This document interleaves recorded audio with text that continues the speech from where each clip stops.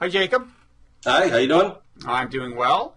Thanks for joining us here on Blogging Heads TV. Let me introduce us. I'm Robert Wright of Blogging Heads. You are Jacob Sullum of Reason Magazine. You're a senior editor there, as well as being a syndicated columnist. We have probably contrasting views on gun control, and that's what we're going to talk about. And I thought maybe I'd start out with just the meaning of the Second Amendment. I am not a legal scholar, and I've done very little even reading about legal the kind of discussion of interpretations of this. But to me, when I read a well-regulated militia being necessary to the security of a free state, by which I take it to mean states as in like Virginia, not as in nation state, is the right of the people to keep and bear arms shall not be infringed. To me, that is an assurance to states that they are allowed to have militias. That really seems to be a pretty reasonable reading of that. But I take it, A, you disagree, and B, my view is not even the mainstream view in legal circles. Is that right? Well, to be honest, it was the mainstream view for a long time. And what you have seen in the last few decades is that a lot of people were taking a second look at the Second Amendment and going past that initial impression that you have, which is understandable, to say, what was this about? Why was it here? What do we make of this opening clause? Is that to limit the use of guns, or is that just an explanation of an important reason for having them? Who are the people, right? Anywhere else in the Constitution where it talks about a right of the people, it's talking about an individual right. Mm-hmm. And if you go back and you look at the history of this, it's quite clear that this right grows out of the English common law right to self-defense, to armed self-defense. And that is the main thing that the framers were concerned about. Self-defense, not just against criminals and invaders, but also potentially against tyrannical government. Mm-hmm. So these were all things that the framers had in mind with this provision, and it was sort of lost for a while. And the sort of modern liberal interpretation was that, as you say, this is only something that has to do with state militias, or it's taken care of by the National Guard. And so really it imposes no limits on gun control because it's not even an individual right. And so, of course, obviously the Supreme Court eventually disagreed with that, and they endorsed the view that it protects an individual right for good reasons, I think. And if you look at that decision in Heller, you can see some of that history and why they came to that conclusion, okay. why other courts did as well, and why even a number of progressive constitutional scholars have come around to that view, too. Mm-hmm. And when was the Heller decision? Heller was several years ago. I forget 2008, I believe. So it was 2008. So it was a conservative Supreme Court by recent standards that found this. Just noting. Well, yes, for sure. No, definitely, certainly among, if you look at the people on the Supreme Court, the conservatives are more inclined to support that, no question about it. Okay. But as I mentioned, there are a number of progressive scholars who also have come to that conclusion, like Sandy Levinson and what's his name, Amar at Yale. Okay. So it's and in fact I think even Lawrence Tribe has said something along those lines. So okay. It's not limited to conservative. Okay. Well, anyway, I think all the gun control I favor would be consistent with even an expansive reading of this right. So you may disagree, but I'll go ahead and accept that my naive reading is naive. We, I guess, disagree on things like, I mean, would you be opposed to a limit on, say, magazine size? Say there was a law that from now on it was illegal to sell magazines that could hold more than 8 bullets, and for pistols or rifles. And that at some future date it would become illegal to possess them. And let's say that at that point you could exchange your now illegal magazines for legal ones for free, in effect, because the government would subsidize it, okay? You would be opposed to something like that? I would, for both constitutional and practical reasons. But I think we should recognize, first of all, this is not entirely theoretical. I mean, this is basically taking an aspect of the expired assault weapon ban, which Dianne Feinstein now wants to bring back, and so does the president, which was a limit on the capacity of new magazines, right, to 10 in that case. For rifles only, not pistols? No, for all magazines. It was a ban on magazines that are capable of holding more than 10 rounds. But it did not cover pre-existing, crucially, it did not cover pre-existing magazines, meaning you had something like 30 million of those already in circulation under the ban. Which kind of defeats the point. Right, so that's a serious problem, which you allude to, but you would actually have to confiscate all of those, right? No, wait. I mean, you could declare them illegal and offer people the ability to exchange their now illegal magazines for legal ones for free. That doesn't mean you would then go into homes looking for them. There are a lot of things that are illegal that we don't actively search houses for unless there's probable cause. So I don't think we have to imagine a scenario where the government starts going in home by home or trying to find out who owns guns and checking. It could just be like, okay, if you've got something illegal in your house, you better not drive around with it because you may get pulled over. You better not do this, and you better make sure there are no disturbances in your home that lead cops to come in. So there is that intermediate. And presumably most citizens would comply and make the free exchange, and so you'd get the great bulk of those illegal magazines off the market right away. Well, I mean, there are a couple of problems. First of all, I assume there would be penalties, yes? Sure. It would be a misdemeanor, it would be a felony? I'd be happy for it to be a felony. Okay. So now you are threatening to send people to prison. Correct. Completely law-abiding people. Overnight, they become felons. Well, no, there's plenty of notice. Millions of them throughout the country. No, there's plenty of notice. You say, look, you've got a year to exchange this for free, and then if you don't, you'll be in violation of the law. Okay, so but you're willing to send people to prison for having a magazine that holds, what's your limit, 6? 8, 10, whatever. Let's say 10, because that's what they say in the legislation that's been proposed. If you have a magazine larger than that, then you can go to prison. I don't find that acceptable. I don't think that's the sort of thing people should go to prison for. It's not morally acceptable, first of all. Wait, why not? Second, I mean, why isn't it morally acceptable when people violate the law to send them to prison? Seriously? Yeah, seriously. Seriously, we send people to prison for violating laws. Drug possession, which is arguably less dangerous. No, you think I'm in favor of that? I don't think people should go to prison for things that don't violate other people's rights. And possessing marijuana certainly does not, and neither does possessing a magazine that holds more than 10 rounds. So you think the possession of heroin should be legal? Certainly.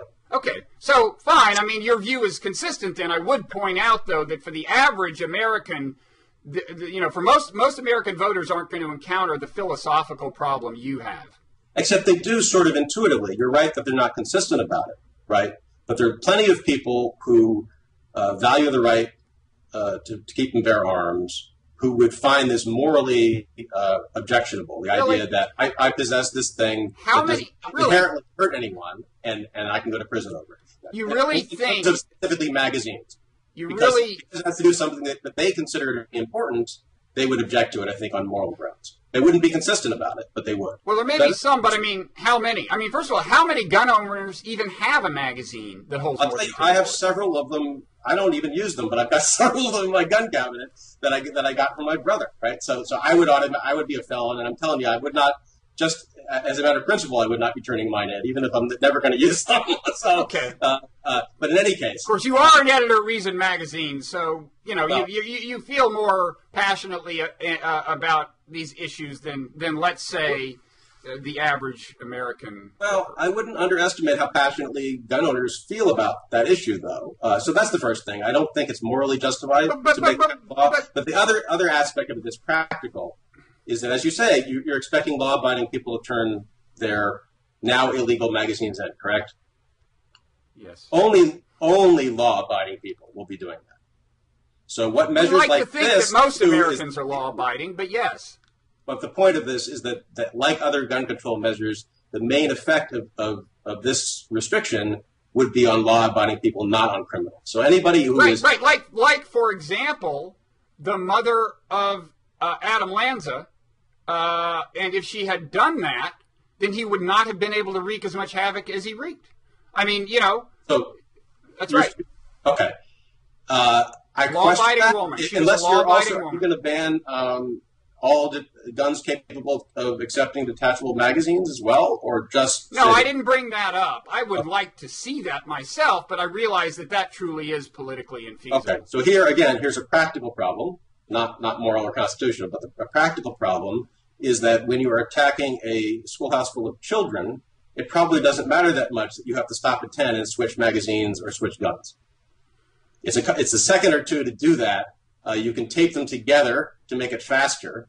And if you're not facing anybody who's armed, if you're shooting, whether it's children in a school or moviegoers in a theater, then it probably does not matter that much that you've got a 10-round magazine as opposed to a 30-round. I think in some contexts it matters more than others. I think there are cases where you would be tackled by someone. Okay, it could be. I'm not dismissing the possibility. I'm just saying it's not clear how important that is. So that's I mean, you're right. As you alluded to, my own dream scenario is actually a six bullet limit on the capacity of any gun, and no detachable magazines, so that you would have to reload one by one. I realize that's politically infeasible. On the other hand, I doubt it actually encounters philosophical resistance from you any more than the magazine thing, right? I mean, it's all kind of they're equally detestable from your point. Well, it would be a more severe burden. Yeah. But they're both, in my view, not justified. But in terms of, all right, so it's your proposal, let's say no one can have anything but a revolver in terms of handguns. Well, you can imagine semi-automatics. It would be easy to build a semi-automatic that you load bullet by bullet. That's easy. Yeah, but I mean, it's equivalent to say, basically have the capability of a 6-round revolver, and you couldn't have a speed loader. Well, semi-automatic, you can fire faster than a revolver, but fine. Well, I mean, each fires, once per trigger pull. Yeah, but if you don't have, if you don't have, okay. All right. I'm kind of right. But what I'm saying, if you open up the revolver and you'd have to put the bullets in one by one, and so you would have to ban the speed loader where you can just stick them in all at once. Yeah. Not just magazines, but also speed loaders. Correct. Okay, so you run into a problem with both of these notions that these things are pretty easy to make, right? A magazine is basically just a metal box with a spring. Yeah. Okay, and so when you combine that with the fact that the people who are deterred by this are only law-abiding people and not criminals, you have a serious problem because what you're saying is we're going to leave criminals with extra firepower, but not law-abiding people. The only people who are going to be affected. I realize that, but it's funny. The people who do these mass shootings tend not to be criminals historically. They're not kind of in the criminal subculture. They're not necessarily in touch with the underground, Lanz is a perfect example, but these other, so I don't know. But couldn't somebody bent on slaughtering a bunch of innocent people research it and figure out how to get some sheet metal and bend it into a magazine? They could, and they could, in principle, build an atomic bomb. Well, that's nothing not is in principle. No, it's not just the principle. It's relatively easy to do that. Let me ask you this. Is your objection to these kinds of laws just, as you say, moral, or do you think these kinds of laws violate the Second Amendment, even if we interpret the right enumerated there expansively, as it's interpreted by the most recent Supreme Court decision? Well, here's the way I would put it, is that when it comes to other constitutional rights, like freedom of speech under the First Amendment, we take that very seriously. And we say, if you're going to propose a restriction, you have to meet a very severe test. And in the context of freedom of speech, it's very rarely met. Right? You have to have a really good reason, in essence. And it has to be the burden that you impose has to be justified by that really good reason. You have to the policy has to be designed to achieve a certain goal, narrowly tailored to achieve that goal, and so forth. It has to be a really important goal. I don't think any of these policies would meet a test like that. And so the question is that not the proper test for the right to keep and bear arms, just as it is for freedom of speech? And if not, why not? Why do we accept frivolous justifications like the ones for the assault weapon ban in the context of the Second Amendment that we would never accept in the context of freedom of speech or freedom of religion, under the First Amendment? What's the frivolous objection? What's the frivolous grounds for constraint? Well, I mean, I think the assault weapon ban was utterly frivolous from the beginning because it's based on distinctions that have virtually no functional significance in terms of violent crime. I agree that the assault weapon is too vaguely defined. It's not just that. It's completely invented. The concept of the assault weapon was invented by the anti-gun lobby. Right. So it makes sense to say no machine guns, which essentially the government has already said, if you're worried about functionality. Do you accept that, by the way? You accept a ban on truly automatic weapons? I don't actually, but we'll You don't? So wait. What I'm saying, we're talking about I want to pause and paint you as an extremist, if you I let know me, that you want to do please. that. Let me finish my Let's point. see where you stop. Machine guns? Well, here's what I would say about Grenade that. launchers? Tell me when to stop. Grenade launchers, shoulder-fired weapons that can take helicopters down. Have we gotten to your limit yet? There are two questions, right? I mean, one is Second Amendment. What does it protect? Yeah. And the other is on libertarian grounds. What restrictions do I think are justified? Uh-huh. So, in terms of the Second Amendment, I think you have to take seriously the idea that these are supposed to be weapons used by the militia, right? Well, So a militia in the 18th century, or well, militia it's now? whatever is appropriate to the militia of the time. And so why wouldn't, my question to you is, assuming that's correct, why wouldn't civilians be allowed to have machine guns? Because that's what soldiers routinely carry, right? Selective fire guns that can wait a second, though. fire automatically or semi-automatically. Hold on. If you're focusing on the militia, your interpretation of the Second Amendment is that part of it's about militias, but it's not confined to that. And now you're talking about a rationale that is confined to militias. So if you're saying a state militia should have grenade launchers, fine, but it doesn't follow that any individual should have one. Well, I think it does, because the meaning of the militia was all of the men who were capable of bearing arms in a given place. Wait, it says a well-organized militia. Well-regulated. Well-regulated, even better. A well-regulated militia. They're talking about state militias. Except that the militia consisted of a whole body of people who were capable, or of men at that time, who were capable of bearing arms in defense against invaders. So you think I should have the right to own an automatic weapon, a grenade launcher, or Stinger missiles that can take down airplanes? I think that once you go to the grenade launchers and the Stinger missiles, there may be some question, but certainly selective fire weapons, true assault rifles. I'm not talking about quote-unquote assault weapons. I'm talking about machine guns. Machine guns, which are very strictly regulated under federal law currently. You basically, ever since '86, you can't have any new ones, and possession of the pre-existing ones is very strictly regulated. Mm-hmm. But I'm questioning the justification for that. No question, that has been upheld by the courts, right? I think this Supreme Court would uphold that under the Second Amendment. If there's kind of a circular reasoning to it, because one of the components of that analysis is this weapon commonly used for legitimate purposes? Well, obviously it's not commonly used because it's so strictly regulated, so it would kind of be self-justifying at this point, right? But if you can start from the beginning and say, is it permissible to impose this ban, I think you would have to ask what kinds of weapons did the framers have in mind, and if the answer is the kinds of weapons that people would bring with them when the militia was called up, the kinds of weapons that a militia would use, then why not machine guns? I mean, I think that's a serious question. Okay, but there is the question there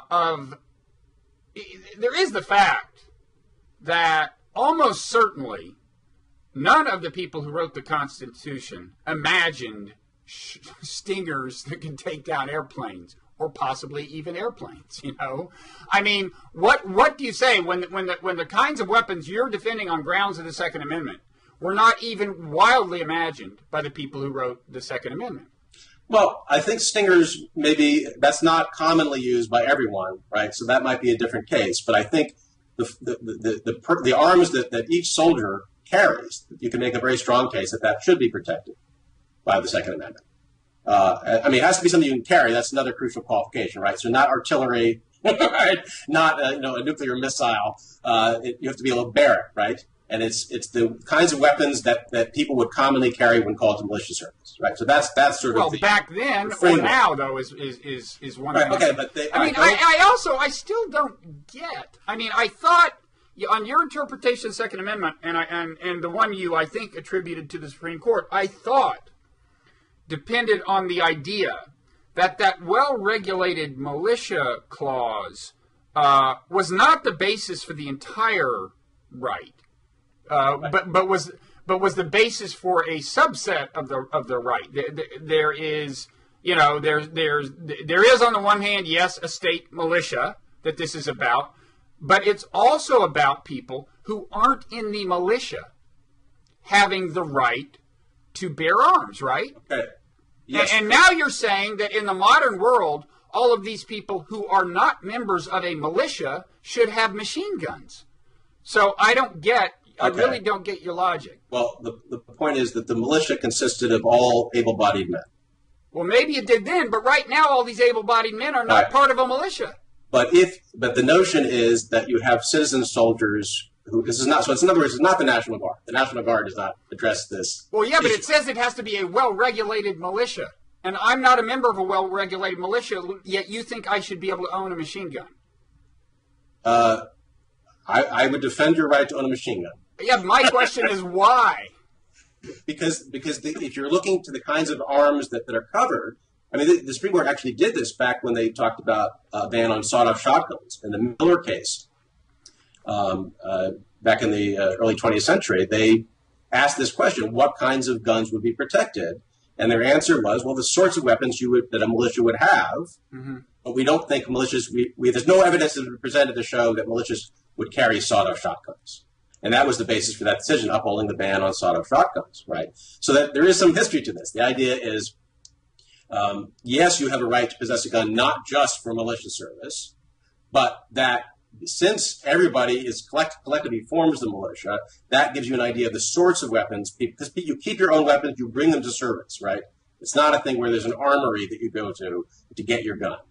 Everybody's like in Switzerland, right, where everybody is expected to keep their gun. You report to service with your gun, but I'm just saying I don't report to service, okay? So I shouldn't. No, but the idea is that you could be required to. But I'm not. But it might happen one day that you have that because of an invasion or because of an oppressive government, an oppressive national government, that's required. Right. So that's just, I mean, you're asking, how do you decide what kinds of weapons? And that's, my answer is that it's got to be something you can carry, clearly, because that's what the right refers to. And given the militia, the idea that the whole populace forms the militia, something to do with the kinds of guns, the kinds of weapons that members of the militia would have. And you say this wasn't envisioned, machine guns weren't envisioned, let's say, but neither was television. Television is covered by the First Amendment, even though the framers did not envision television, right? So you have to apply the right in new circumstances and say, well, what's the underlying principle, and what would that mean today?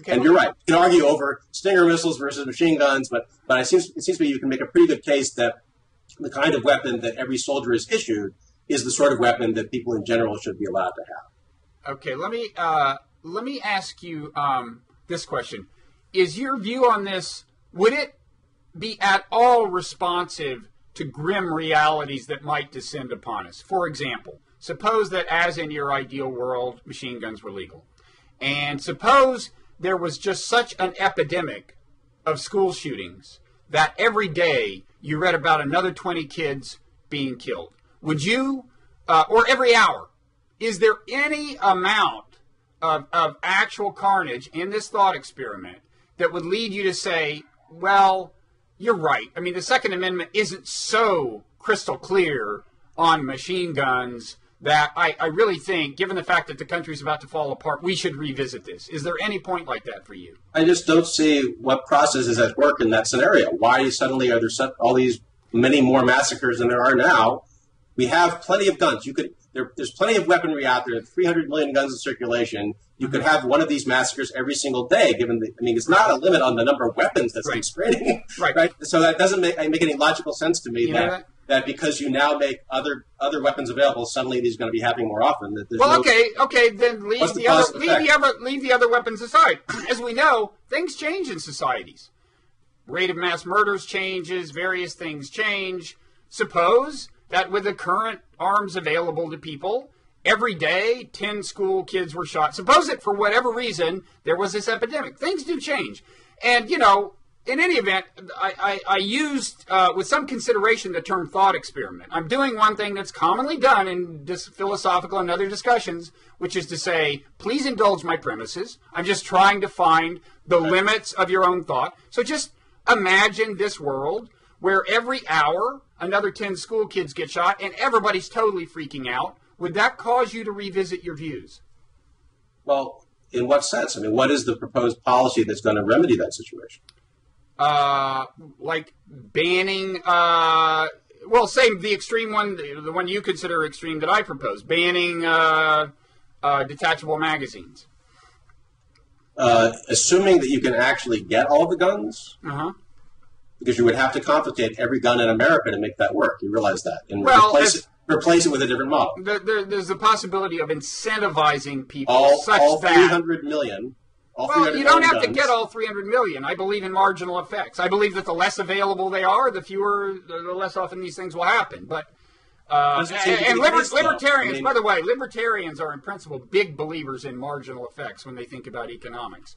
Well, I understand what you're saying, but think about it this way: it does not seem to be the case because in the last few decades we've had steadily declining violent crime rates, including gun crime rates, at a time when the number of guns in circulation has been rising. So your argument that more guns translates into more crime does not seem to be empirically. I thought I asked you to indulge my premises. All right, but that's like saying, suppose I'll give you a different example, which is sort of similar. I'm against drug prohibition. So somebody could say, well, suppose that all drugs were legal and everyone's an addict and nobody ever accomplishes anything and they're just all stone zombies constantly. Would that change your view about drug legalization? And my answer to that is, well, it wouldn't change my view just about drug legalization. It would change my view about, human nature and the nature of rights and all. I mean, sort of at some level, yes, the idea of individual rights is premised on the notion that by and large, people can act responsibly, and that most people are not going to become mass murderers. Not only most people, but virtually no one is going to become a mass murderer or use these weapons for criminal purposes, which is true, right? So if it were the case that 99% of people suddenly turns into a mass murderer, yes, that would be a very different world. If 1% of the people did, that would be enough to leave school children everywhere terrified. People. Part of the problem is people react to risk irrationally. It's just a fact. It's like. There's really no reason for any school child to be any more fearful after Newtown than before, right? It's just the fact is the chances are vanishingly small that anything bad like this is going to happen to them.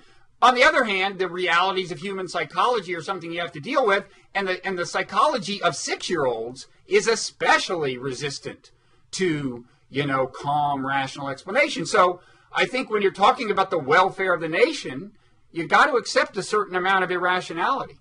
Yeah, but it doesn't mean that you should make policy on that basis. I think it does. Okay, you want to immediately push me to the machine gun ban, but let's go back to the actual policy context that we're in now.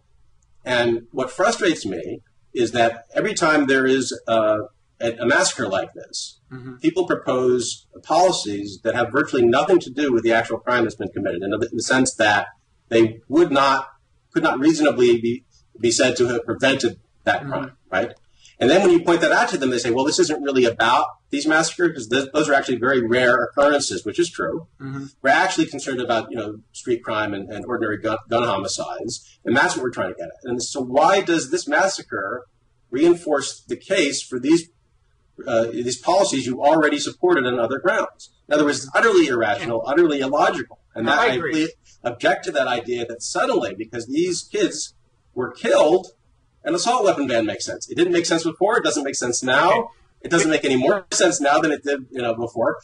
So I don't follow that reasoning. I don't think you could even call it reasoning. Okay, you will concede that, but my own proposal, the one I made in the Atlantic, while politically impractical, not going to happen, might actually have made a difference in this case, right? If there were no magazines on his guns and no gun held more than 6 bullets, he probably wouldn't have killed 30 people. Yes, well, especially, if you're saying we can implement this fully or nearly fully, such that it's very difficult to get a gun that can fire more than 6 rounds at a time. I think that's your scenario, correct? Yeah, that would, but I think that's... And you have to reload bullet by bullet, yeah. Right. That's impossible. That's, in other words, that's no less difficult than confiscating everybody's guns, because it involves confiscating their guns in order to replace them with other ones that are less capable. Again, incentives could accomplish. You can so easily imagine sheer incentives, not confiscation, that would have led Lanza's mother to have had a different set of guns. She would have complied, I think. But anyway, final question. I agree that the proposal is politically hopeless anyway. So, final question. I'm curious. If when we're talking about those gun owners who are so resistant to government intervention that they would not comply with things like this. So let's imagine that there was just a ban on magazine size, a 10 bullet, or I mean a 10 bullet limit on magazine size. You can exchange your old magazine and get a new one for free that's compliant. If we look at the people who would fiercely resist that and not comply and would rather hang on to their illegal magazines, I know you're not a sociologist, but I'm just trying to imagine what the array of motivations is there. And what I'm wondering is how many of these people really imagine that one of these days there's going to be some kind of hostile takeover. There's some dictator, is going to take over. Barack Obama is going to, tell the military to go in and put handcuffs on everyone or whatever. How many of these people are motivated by a fear of some kind of government repression that's totally unprecedented in American history? Well, I'm not sure how strongly you have to feel about it to not turn your magazine in. I mean, it's going to hinge on how likely they think it is they're going to be caught and punished. Marijuana is notionally illegal in the United States, but that ban is widely violated, and people who violate it, they may have strong feelings about the drug law. Some of them do, for sure, but it doesn't mean they have very strong feelings. Yeah, but the difference between not having marijuana and having it is much bigger than the difference between having a 10-bullet magazine and a 20-bullet magazine for practical purposes. Well, but if it's something you already possess, it's not such a. I mean, the action that's required, what requires action is to turn it in, right? What's a diff if you're at the shooting range? What's a diff if you're hunting? It's just like no difference. Yeah, I'm not sure I accept the premise that the only people who would hang on to them are crazy or intensely motivated. But one point I would make about your policy proposal: do you imagine this would apply to police as well? In other words, they can only have guns. No, I think no, there'd be an exception for police. Oh, so there is a legitimate use to having a gun that can fire more than 6 rounds at a time.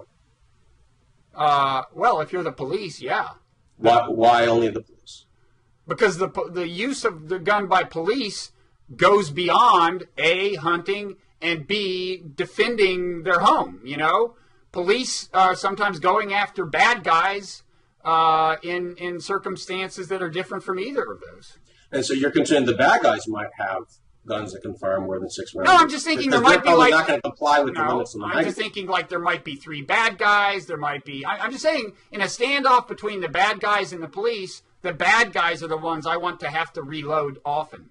Okay, but they're not going to be complying with the magazine. Well, that's a different question. I mean, that's a separate thing. No, but I think that's a serious issue to think about. To me, that's objectionable to concede that it has legitimate use for defensive purposes, right? That's what we're talking about. No, this isn't defense of themselves and others. Yeah, that's what it is. Just happens to be their job, as opposed to something that in a situation you might encounter as an ordinary citizen. Yeah. No, it's a qualitatively morally, it's the same situation. No, it's a qualitatively different kind of situation. Because police do things like pursue 3 armed guys. Mm-hmm. Citizens don't do that unless they're crazy. And we don't call upon them, and it's not part of their duty as a citizen, and it's certainly not entailed in their self-defense.